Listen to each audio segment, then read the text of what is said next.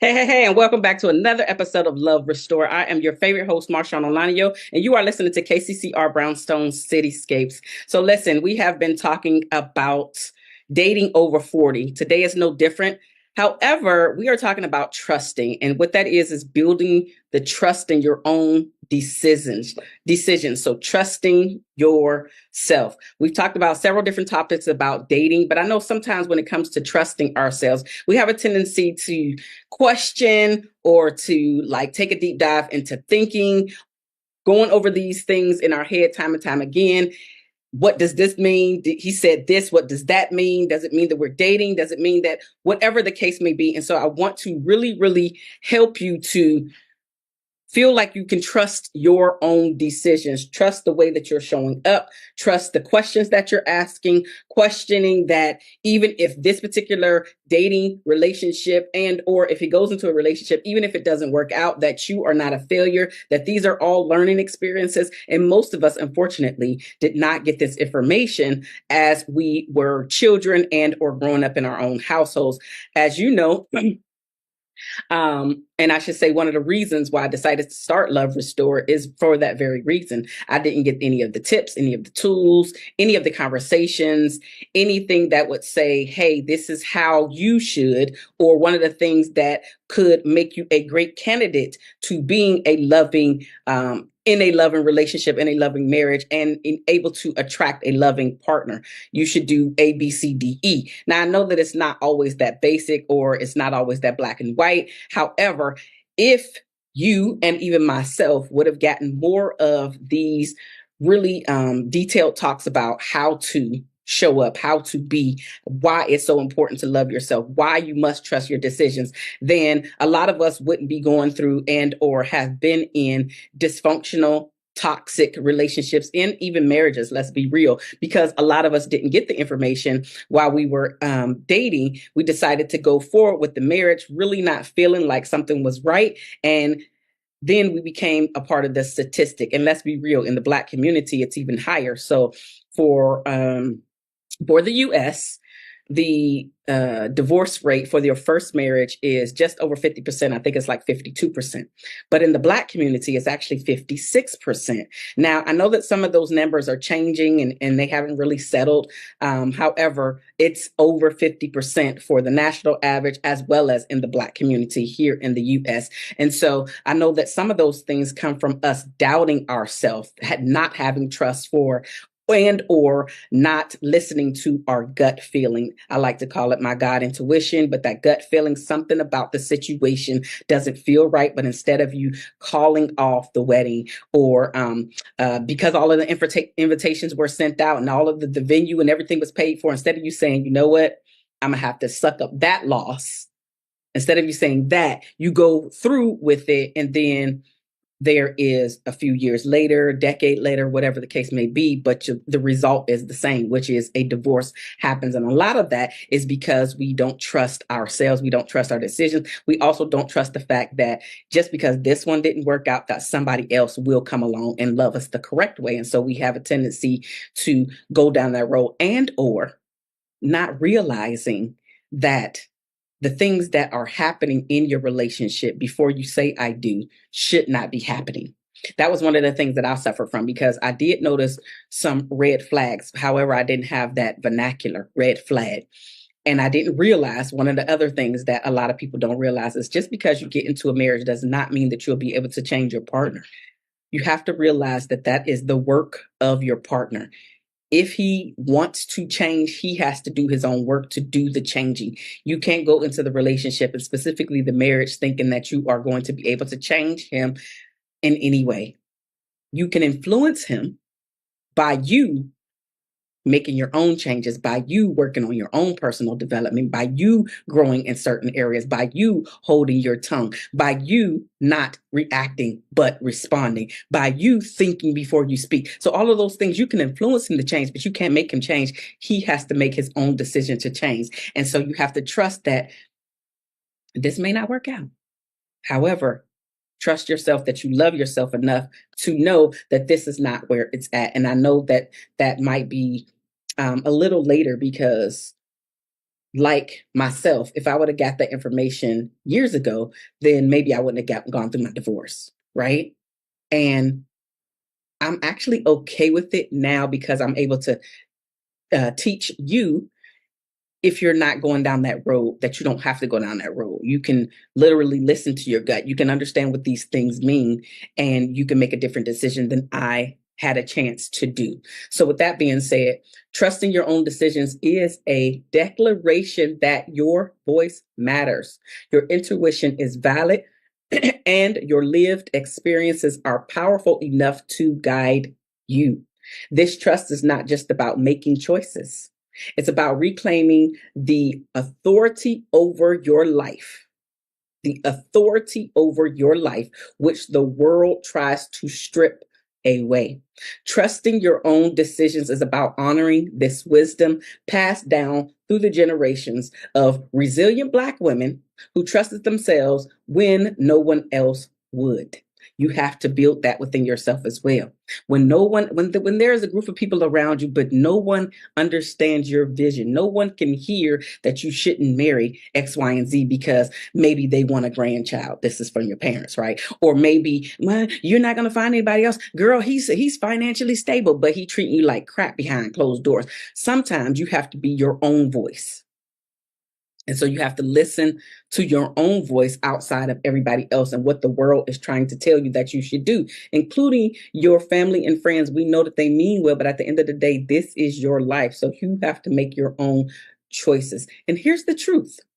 Trusting yourself doesn't mean that you won't make mistakes. You absolutely will. All of us do. But what it does mean is that you believe in your ability to learn, to grow, and to adopt no matter what.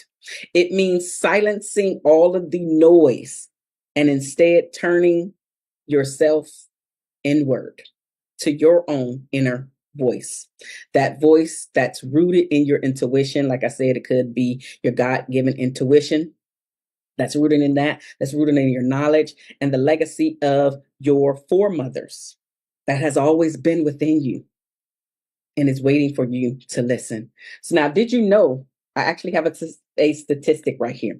Did you know that 78% of Black women report feeling pressure to be perfect in both their personal and professional lives? Now, this constant striving can make us second guess our decisions. This can make us second guess our decisions. Yet studies show that Black women are among the most entrepreneurial and educated in the US.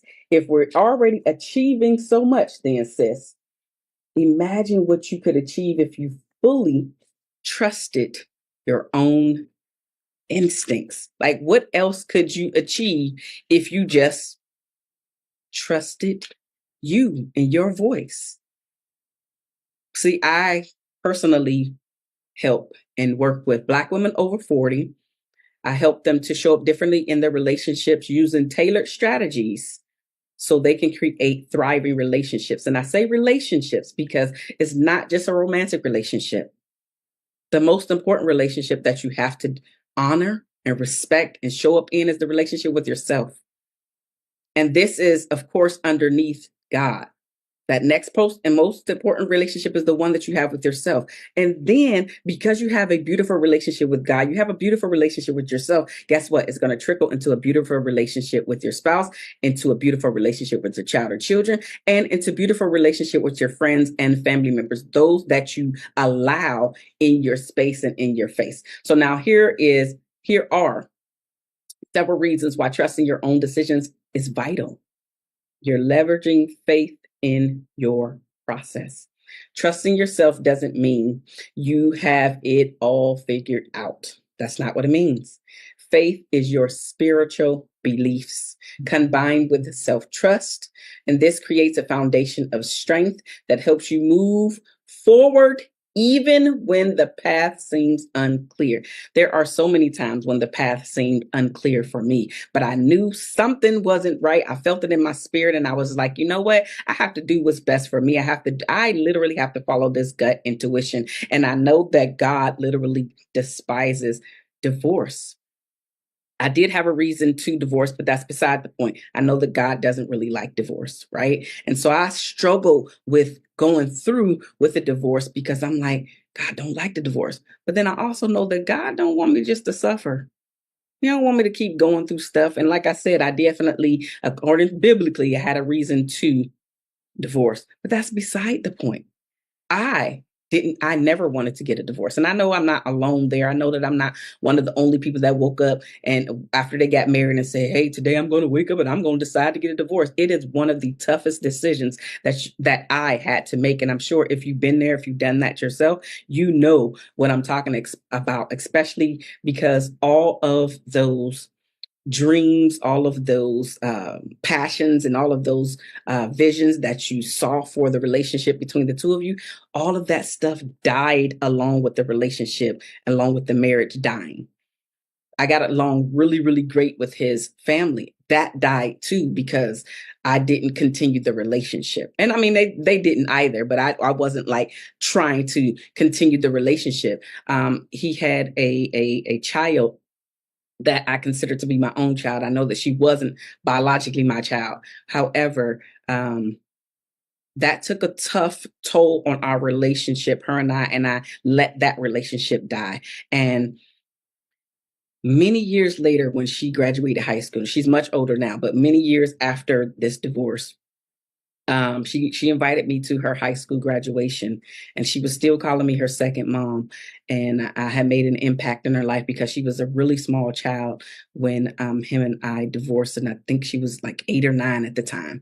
So old enough to remember, but also young enough to not understand why I had to break complete ties. But all of that is to say, it all matters, and when you're going through it. But I had to trust my own decision. For me, I didn't know how to navigate that. I didn't have anybody to talk through when I made the decision, meaning to walk away from the child as well. So I just didn't know how to navigate any of that stuff being a young woman at the time. And I was just like, I gotta go. I gotta do what's best for me. And unfortunately, I hurt her in the process. Now we're good now. I did apologize, but I didn't get a chance to apologize till roughly like a decade later. And she accepted my apology, which is great, but I really had to trust my own decision and understand that this was a faith process for me. And I know that a lot of people struggle with their religious aspects if they stay in a toxic relationship or not. And then I just had to realize that God didn't bring that union together. So, another thing why trusting your decisions is so very vital is because you decide from a place of worthiness. You are worthy.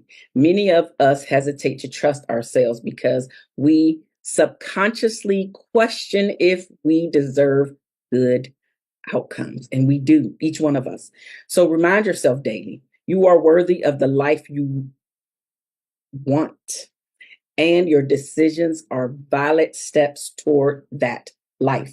So making your life decisions is going to be very important. The things that you do, the spouse that you say I do to, and even in a relationship, let's be real. A lot of signs, and not everyone, because I get that some people hide stuff until after the I do, and that was another thing I experienced this, but that's beside the point. Um, you have to know that you are making your decisions from a place that you are worthy enough to get the love that you deserve. Another reason why your decisions are vital is because your decisions don't require, I said conscious, consensus. Seeking advice can be helpful, but not every decision needs to be run past your family, your friends, your peers, and let's be real, even your spouse. Not every decision. I know some people that I talk to, clients and friends that I've heard, and even people just in passing, they feel that they have to run every decision past their friends, their peers, their significant other, etc. And some things you just need to make a decision on. I get the big things, and I really preach on that as well. Like if there is something over a certain dollar amount that the both of you agree on, then you should talk about that. Absolutely. But if it's something below that or something that you just need to make a decision on right there, that's not going to affect the way your life is run, then make the damn decision. But some people literally even have a tough time making a decision about what they're going to wear. They need to know what the others in the group are wearing before they choose their own outfit. That's too much. Know that you can make a decision and stand on your decision. You don't need a consensus for your decision, for something as menial as what you're going to wear for the day or for the concert or for the dance or whatever you're going. Make your decision, own it, wear what you're going to wear, and allow the person that you're going with or the people that you're going with to wear what they're going to wear. And everybody feel good in their own diggity dog own skin. If everybody feels good in their skin, then all of y'all are winning.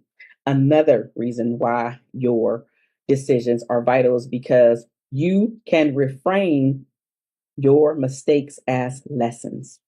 Trusting yourself doesn't mean you'll always get it right, as I said before, but it does mean believing in your ability to handle the outcomes.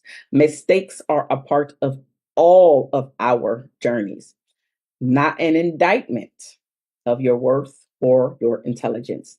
Every decision, whether it's right or wrong, teaches you something valuable. This is something that I really, really love because when I got my divorce, I didn't feel as worthy as I talk here. I felt really, really bad, really down, really like, if that didn't work out, then am I going to be able to love anybody else?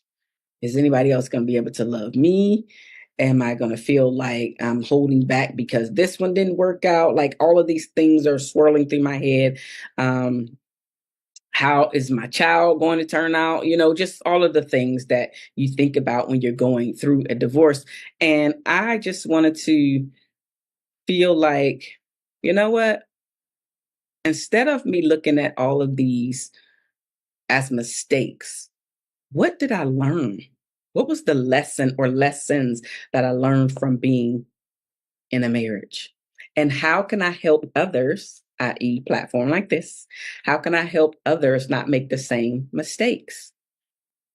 What experience or life lesson can I give to the next person? Can I give to the next generation?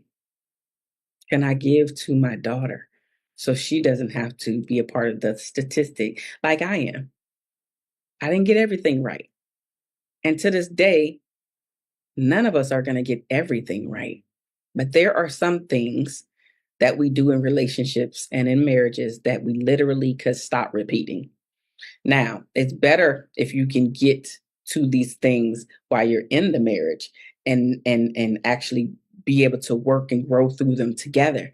A lot of times it just doesn't work out that way. A lot of us are not mature enough to be able to have these really deep conversations, to get outside help if needed, to really give these uncomfortable truths that may have made you go down a specific way, or maybe you're used to seeing toxicity, although you don't see it as you being toxic and you bringing that toxicity to the relationship. But a lot of us are not mature enough to have said conversations like this. And so, unfortunately, we have a tendency to go out there and ask other people and get the consensus, right? And so you might be asking all of your friends and family about a specific thing, and did this work, and should you stay, and blah blah blah. Like at the end of the day, when you are ready to go, you're not going to have to get the answer from nobody. You're not going to have to run it by nobody. You're going to just do it.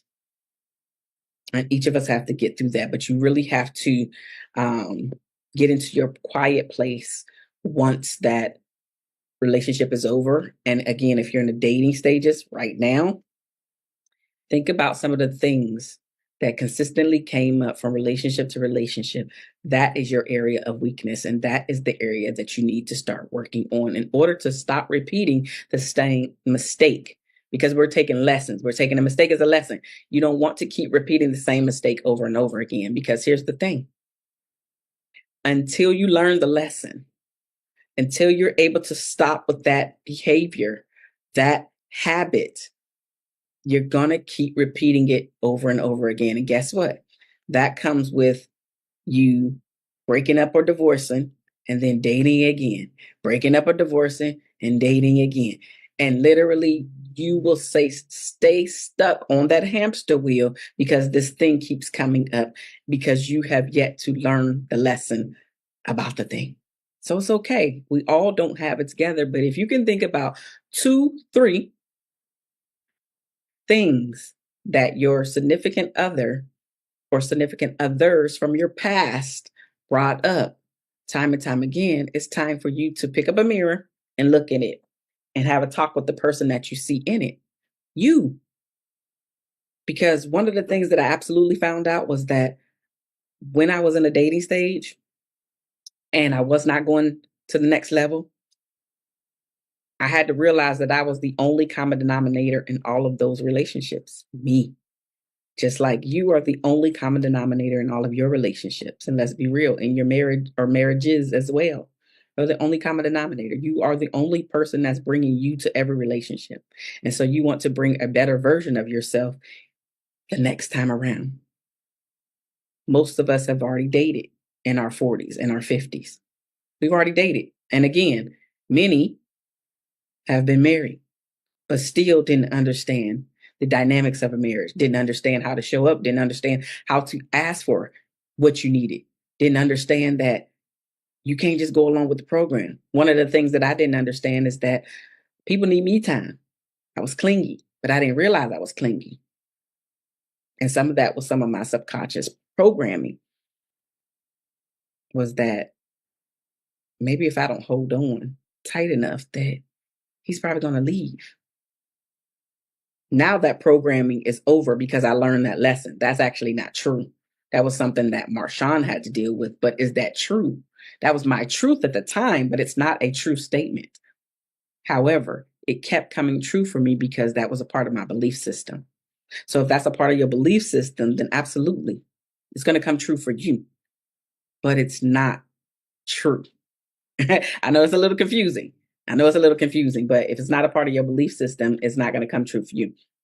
Beside the point, I'm going to jump into the next reason why making these decisions is vital for you. It's because it sets boundaries against doubt. It sets those boundaries against doubt. You protect your peace and your confidence by distancing yourself from the people or environments that make you question your abilities. Think about surrounding yourself with those who uplift and affirm your capacity to choose wisely. Yes, do that.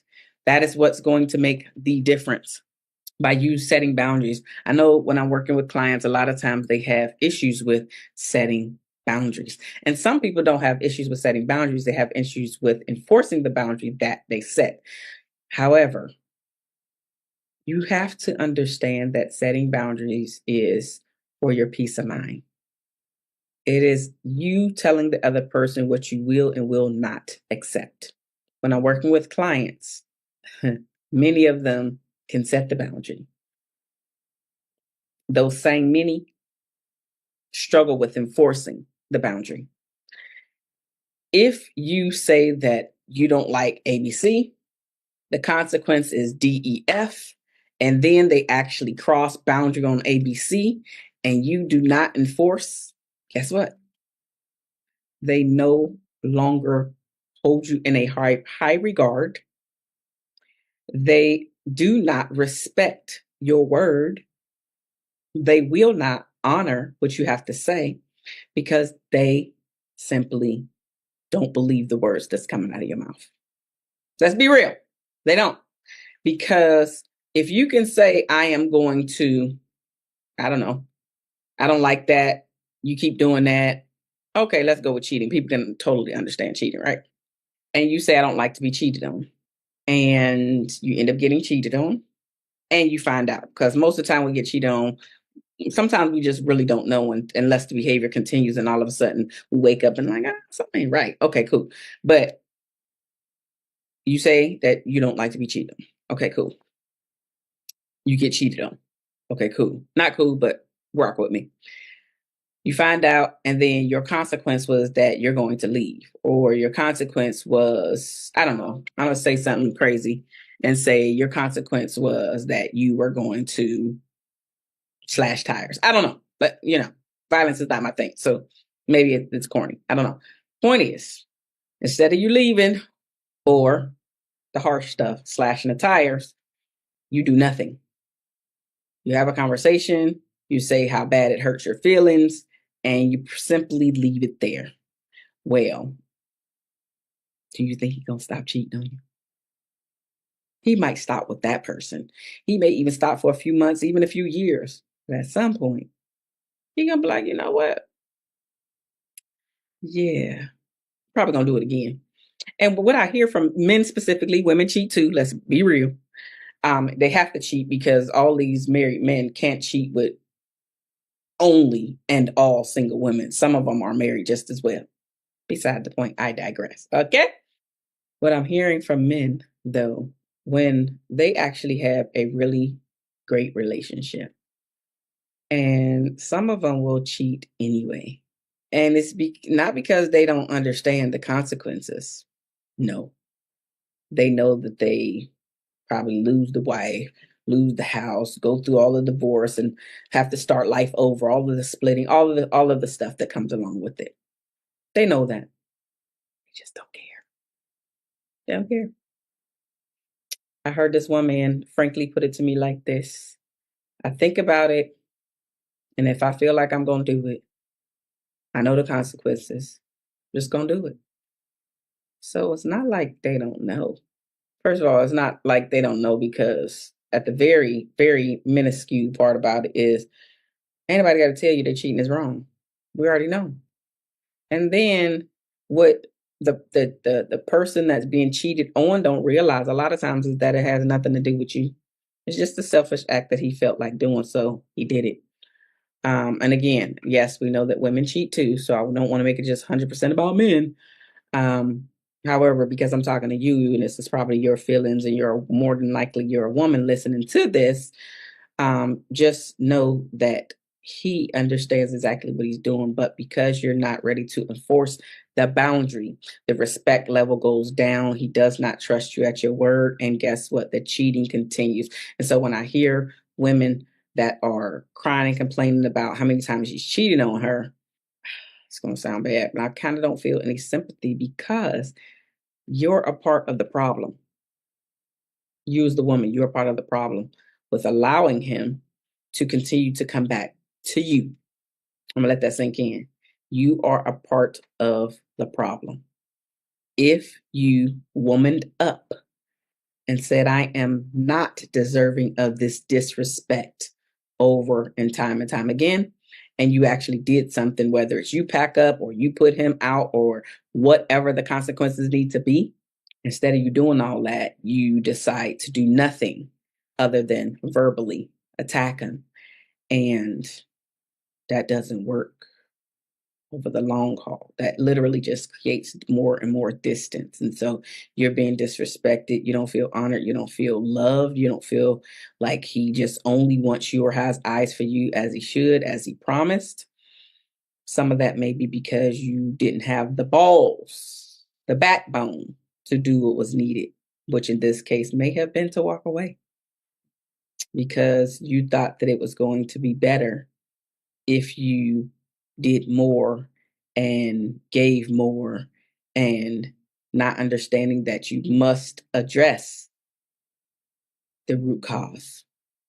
If you don't know the real reason why he is doing the things that he's doing, or in your case, if you're the cheater, nobody knows but you. If you don't know why you're cheating, trust me, you're going to cheat again. You must get down to the root cause as to why you feel like you need to be a philanderer as well as him. If you never hear his true reasoning why he did X, Y, and Z, trust me, sis, he's going to do it once again.